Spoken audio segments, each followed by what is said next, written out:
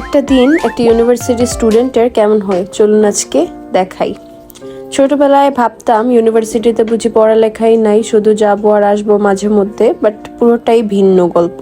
বেশি সকালে ঘুম থেকে উঠতে হয় নাই। রবিবারে আমার ক্লাস থাকে সাধারণত 1:30 থেকে 3টা, 3টা থেকে 4:30।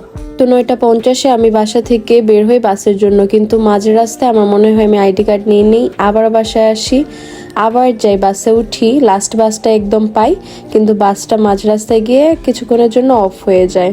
তারপর কিছুক্ষণের মধ্যেই বাসটা ঠিক করে আর আমি ইউনিভার্সিটিতে চলে আসি। চলে আসার পর আমার প্রথম কাজটাই ছিল কিছু খাওয়া, যেহেতু আমি আমার ব্রেকফাস্টটা স্কিপ করে এসেছিলাম।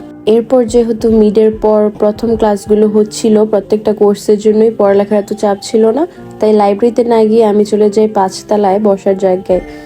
জায়গাটা এত সুন্দর, এই পর্যন্ত আমি 3 দিন গিয়েছি মাত্র, কিন্তু আমার কাছে বেশ ভালো লেগেছে এই জায়গাটা। এইখানে বসেছিলাম 2 ঘন্টার মতো, যেহেতু ক্লাস 1:30 থেকে। তারপর 1:00 বাজে আর 10 মিনিট আগে চলে যাই ক্লাসে।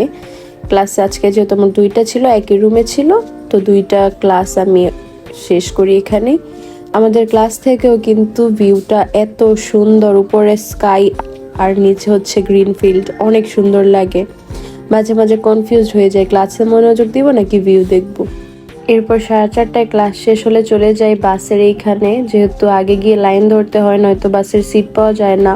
এরপর বাসা আসতে আসতে আমার বাজে প্রায় 6টার মতো। তো আজকের ব্লগটা এখানেই শেষ করছি। Good bye.